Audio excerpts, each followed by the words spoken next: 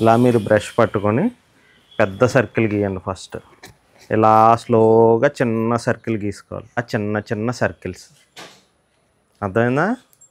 So మీకు తెలియడం కోసం ఏం చేయాలి, ఫస్ట్ బ్రష్ ఇలా పట్టుకొని ఫస్ట్ ఇలా పెద్ద సర్కిల్ గీయండి. అలా చిన్నగా చిన్నగా చిన్నగా చేస్తూ ఇలా చిన్న చిన్న సర్కిల్స్ చేసుకుంటూ.